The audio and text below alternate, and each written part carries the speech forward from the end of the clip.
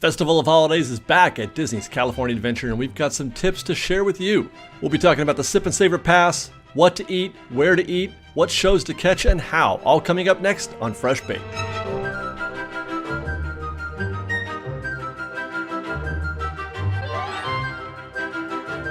The Festival of Holidays has begun at California Adventure. It started on November 12th and it will go until January 9th, so you have lots of time to eat all the food and drink all the drinks. If you are new to the Festival of Holidays, a couple of things. This is not a separately paid event. It is part of your paid admission into California Adventure, or if you have a park hopper, you just show up and enjoy the festivities. That includes all the food and all the shows. And it will be even easier with our help, and we'll start with the food.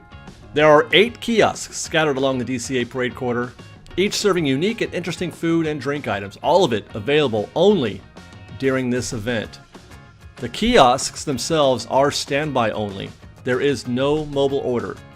At each kiosk, there is one line for ordering and one line for picking up. Some lines can look intimidating, but we do have a time saver for you. You can order any food item from any kiosk.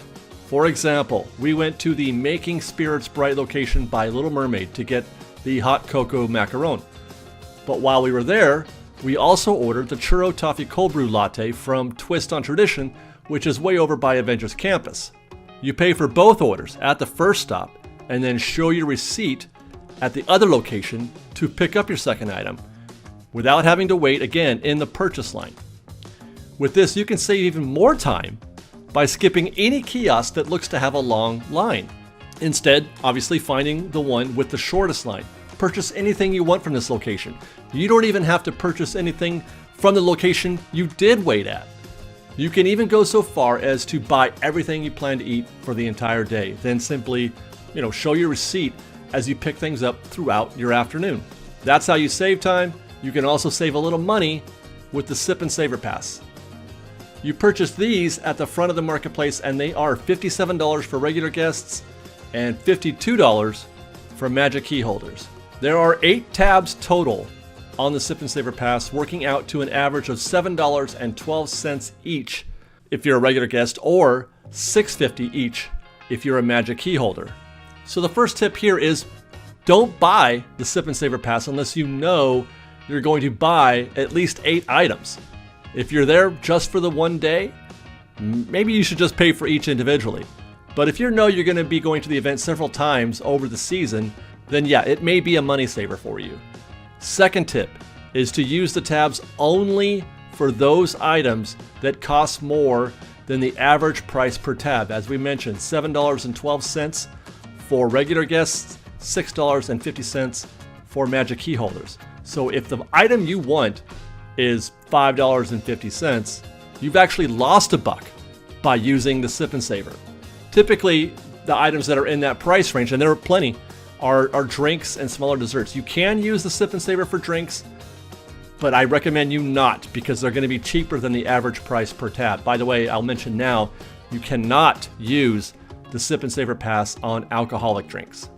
Now, it's the entrees that are generally the items that are in the $7 to $9 range, and that's where you do save a few bucks by using the tabs on the Sip and Savor Pass. If you can, try to save your purchases for the larger items and pay cash or use your card or whatever for the drinks and etc. But again, that's only if you know you're going to be buying a lot of food over the course of the entire season. If you're not going to be buying a lot of food, if you think that even 8 items is a stretch for you, don't buy the Sip and Savor Pass. Okay, third tip is more of a warning. Don't tear the tabs off. I know the thing is kind of bulky, and it seems like a good idea. Just take the tabs off and put them all in your pocket. But don't. Once you do, they are no longer valid. Let the CM take the tabs off. If you take them off yourself, they are immediately voided. All right, let's talk about shows next. Some are easier to catch than others. The Mostly Kosher show, for example, at Sonoma Terrace, is a little tricky to catch comfortably, as there's no standing room basically. You're sitting there in the Sonoma Terrace dining area to watch this show. I mean, there's no standing room anyway with at least any kind of view. Inside the main show area, there's just tables and chairs.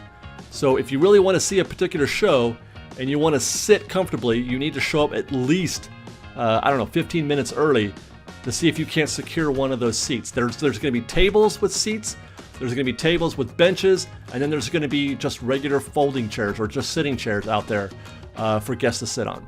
Otherwise, you can stand, but it's from out in the main walkway, out in the parade quarter, and you have to kind of peek through the crowd or whatever. There could be stuff blocking your view.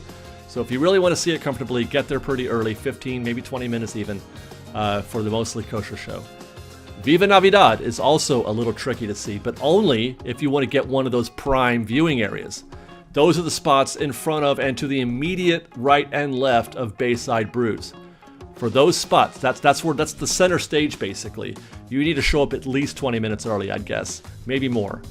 Again, you could probably show up just before showtime, 5 or 10 minutes before, and still see the show fairly well, but it will be from the wings of the viewing area, from the far right and the far left, with very limited view of center stage. It's going to be happening off in the distance. You'll still see the dancers in front of you, but you won't be able to see center stage. Speaking of stages, any show that's on the big stage in the World of Color viewing area can be caught pretty much at the very last minute. There's no need to wait for a seat here. This is a great viewing area. You can see the show from a lot of different places, from a lot of different heights, so you don't have to show up early to get any kind of prime seating. You can see it just about anywhere. These shows include Blue 13 and the Fat Cat Swingers, and these are both very good shows. Per the park app, the Toy Drummers are also appearing on the stage, though in years past it was at the Paradise Gardens obelisk. I'm hesitant to believe this, but I would check both. Just check the app for the show times. Those two viewing areas are right next to each other, but it does sound like the Toy Drummers are now appearing on the World of Color stage. And that takes us to our recommendations, and the Toy Drummers top that list. Catch this show. It sounds like a silly thing. If you're new to Festival of Holidays, you don't know what it's about, you don't know what the Toy Drummer Show is. I didn't when I first saw it. It sounds just like, a kid's thing, but it just might be the most fun you have at Festival of Holidays. The other two shows that I highly recommend are, of course, as mentioned, Viva Navidad and Mostly Kosher. I catch these every year. I've never been disappointed by a showing there. Especially, most people know about Viva Navidad. It's a very popular show, but Mostly Kosher is kind of an lesser known event or lesser known show, and I really enjoy it. It's especially if you like to learn or take in different cultures. As for food, there are a lot of new items on the menu this year. Many new items. Even though the kiosk names are the same, the menus have changed.